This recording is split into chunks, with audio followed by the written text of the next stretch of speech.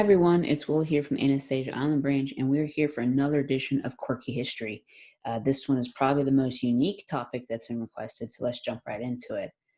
Today we are going over the history of toilet paper, which I'm fairly confident until recently no one's really had to worry about where their toilet paper was coming from and cleaning themselves after doing their business. But I wonder how many of us still think about the history of toilet paper. Where did it come from? Why paper? Why not something else? Uh, I know it seems probably kind of like inevitable that we would go to paper, but lots of cultures did lots of different things. So let's jump right into it.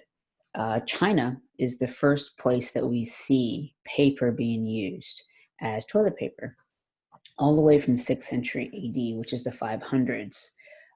You have people commenting on what paper they would not use, anything that had commentaries or quotations from the five classics or the names of the sages. So there's this idea that some paper is more appropriate to use than others for cleaning yourself after doing your business. By the time we get to the Tang Dynasty, which lasts from 618 to 907 AD, an Arab traveler in the year 851 comments that the Chinese don't use water to clean themselves, they use paper. So obviously it was odd enough for this Arab traveler to comment on, which also means that this Arab traveler, whatever culture he came from or kingdom he came from, they preferred to use water. So people for millennia have been using different things to accomplish the same goal. By the 14th century in China, some cities were manufacturing 10 million packages of toilet paper that some had 1,000 sheets all the way up to 10,000 sheets of paper within that package.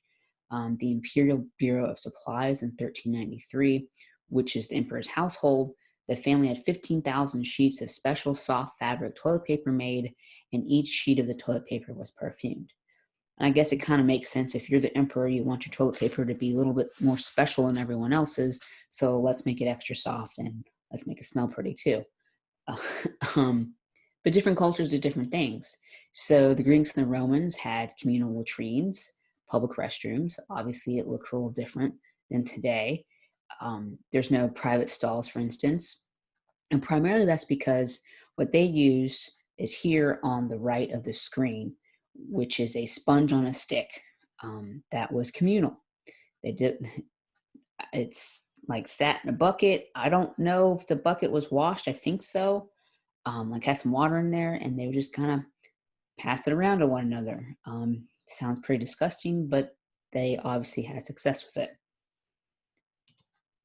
But elsewhere in the world, many different people use different things.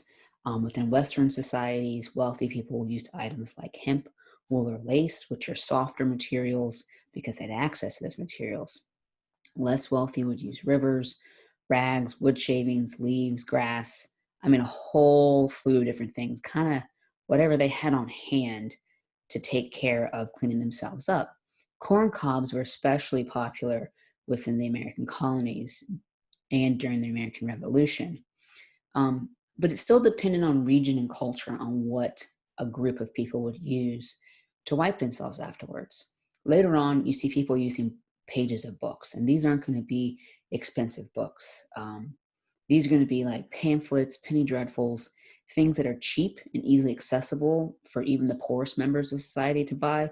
Therefore, they're not going to waste money by ripping the pages out to use it to wipe themselves.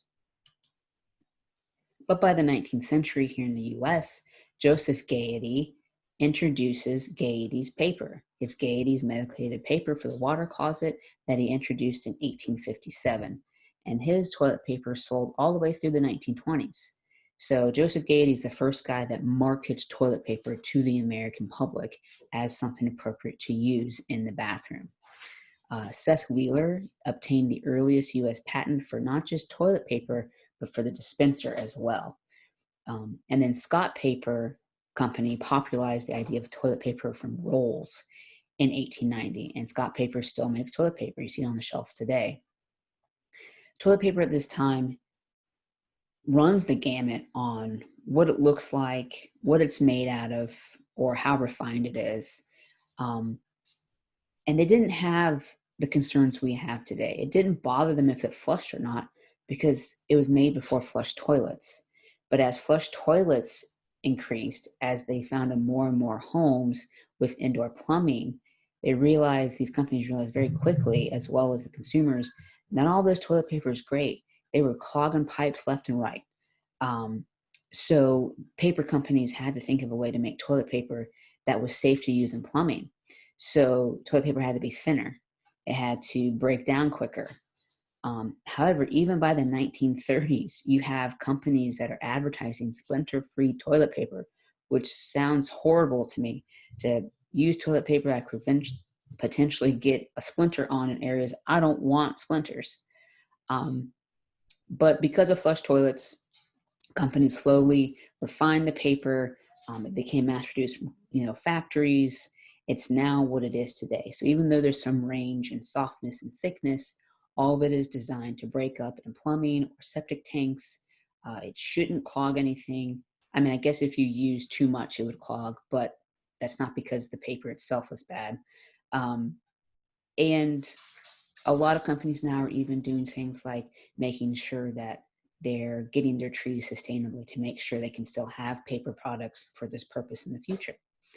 And so that's the quick down and dirty of the history of toilet paper, at least in the US. I'm sure there's other cultures we could look at, but if you have any other suggestions, please comment below. If you like this, please give us that thumbs up on here, and I will see you all next time. Have a good day. Bye.